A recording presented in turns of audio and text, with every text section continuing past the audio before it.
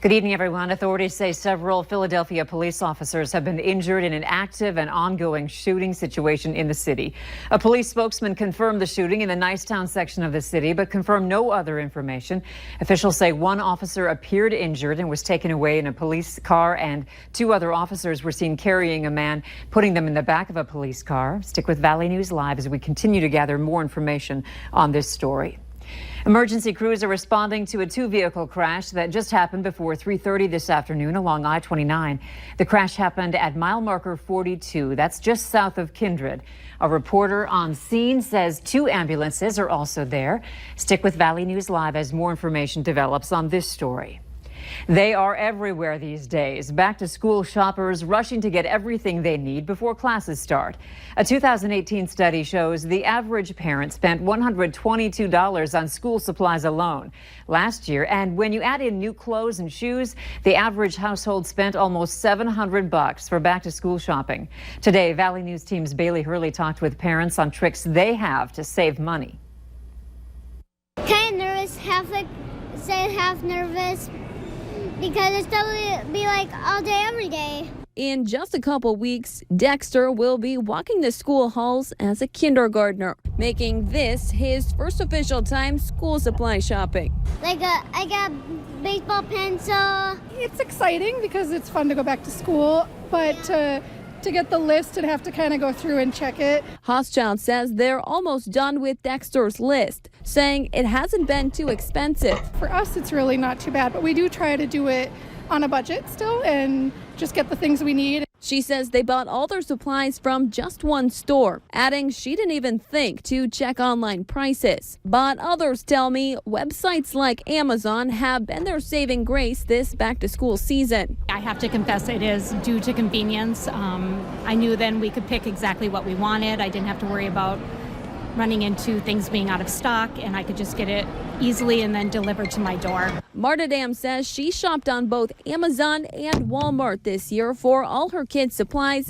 and saved quite a bit of money. And today I took a look at West Fargo, Fargo, and Moorhead schools' supply list and added the most common items to my Amazon cart, giving me a total of just under $119. But as both moms pointed out, the more kids you have, the more expensive this time of year can be. It definitely adds up over time.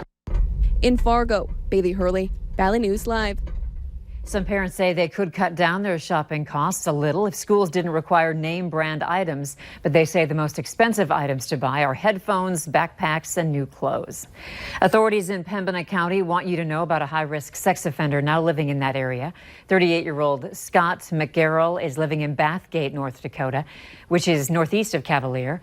McGarrell has been convicted of a crime against a child in the state of Oregon. Level 3 sex offenders are considered the most likely to reoffend. The Leech Lake Tribal Police Department is searching for a man who is considered armed and dangerous. Andrew Matson is wanted in connection with a controlled substance sale investigation. Authorities tried to arrest Matson on August 12th in Cass Lake, Minnesota, but he escaped on foot after a short chase. Police say he fired a gun during that chase. Matson is a white man, about 6 feet tall, with green eyes. If you see him, police say don't approach him, but do call 911 right away. Finally, the sun returned today, just in time for a backyard barbecue in Riley's Acres. That's where we find Hutch and friends grilling up a storm. Hey, Hutch. Hey, weather did cooperate with us for another Cashwise backyard barbecue, and where you are, most of us are enjoying quiet conditions, and we did see a brief appearance of the sun, and that helped us warm up just a pinch. Here's a look at the radar right now. Mainly in the northern part of the valley, we have a hit and miss shower or two showing up, as Skycam shows some dark clouds drifting through the FM area, but no rain shafts falling from the back of the bottom of them, rather. We do see a little bit of that activity showing up north. So the Northern Valley has the best chance at seeing a spotty sprinkle this evening from Langdon all the way through Roseau County and Lake of the Woods counties over the upcoming couple of hours. Here is a look at your planner for Fargo, where temperatures will be in the 70s for the next couple of hours, and most of the evening will spend in the 60s. I think we stay dry here in Fargo Fargo. Grand Forks, same story goes. It looks high and dry for you with temperatures that will be slipping into the low 60s and upper 50s by bedtime. All right, tonight I'll introduce you to our Cashwise Backyard Barbecue winner here in Riley's Acres. That's Wally Sherwinski. Wally, where'd you sign up to win? Cashwise on 13th Avenue. Oh, very good. And who'd you invite tonight? Well, we've all invited some of our neighbors next door and around our cul-de-sac here, and hopefully some of our children will show up, but we'll see. All right, very good. I see they brought some snacks to snack on, so there's plenty to eat, at least initially. I don't know about leftovers for those of you at the station who've been asking, but we'll update you here in a little bit on your forecast, as we will have a chance of some stronger thunderstorms working through the area for a few of us tomorrow. Details on that here in a couple of minutes. Andrea? All right, keep us posted. Thank you, Hutch.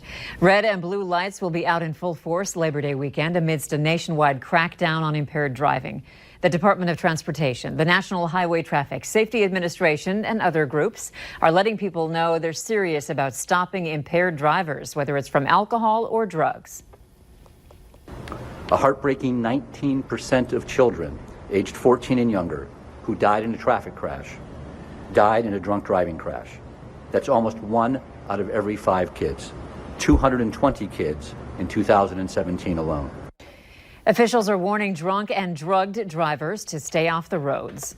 The first medical marijuana dispensary in Bismarck has opened its doors. Harvest, located at 1207 Memorial Highway, is the 4th dispensary in the state. One of their first customers says he's been taking opioids for his medical condition and is excited to have an alternative form of relief. Eventually, it's going to become acceptable to our society, even in a very conservative area like North Dakota. We want to see this available to people in need in all communities, all walks of life. Anyone is welcome in the waiting room, but a medical marijuana card is needed to enter the actual dispensary, which is open from 10 to 6, Monday through Friday.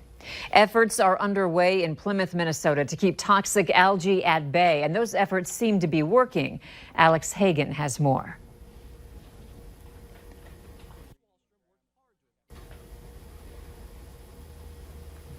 We apologize. At Schmidt Lake in Plymouth, there's a noticeable difference from 2017 to now. When you just look around the lake, it's dramatically improved. Bruce Wallstrom worked hard to improve water quality with his neighbors and city leaders here. The lake used to be full of muck and algae, something that is a concern of his. I know there's some short-term impacts from the water. Well, I've seen stories of, people being sick, dogs dying, all those type of things, and so. With the summer heat and possible pollutants in our water, algae can bloom and become toxic, harmful to pets, as we've seen in other states, and harmful to people in the water. Health officials say you can get sick from toxic algae just by swallowing, coming in contact with, or even breathing it in. And kind of have a cough, a raspy throat, and then ingestion, things such as, indigestion, diarrhea, upset stomach, those sorts of things are consistent with what we see from some of these algal toxins. Pam Anderson at Minnesota's Pollution Control Agency says swimmers should be on the lookout. Her message? Better to be safe than sorry. So the advice that we give people is just, if you aren't certain, stay out of the water. You want to be avoiding areas where there's an obvious scum on the water. Those are areas where we tend to see higher concentrations of algae. So think of something that looks more like spilled paint or a big, kind of slimy area. Back at Schmidt Lake, Bruce, an avid water skier, will always be on the lookout, whether it's here or any other lake. The concern, the quality, even the look of the water is important to me. Officials in Minnesota say they are working to keep their lakes clean and safe for all families to enjoy. With the official groundbreaking today, construction crews are ready to begin building the North Dakota National Guard's newest facility. That new building will house units of the Fargo-based 141st Maneuver Enhancement Brigade.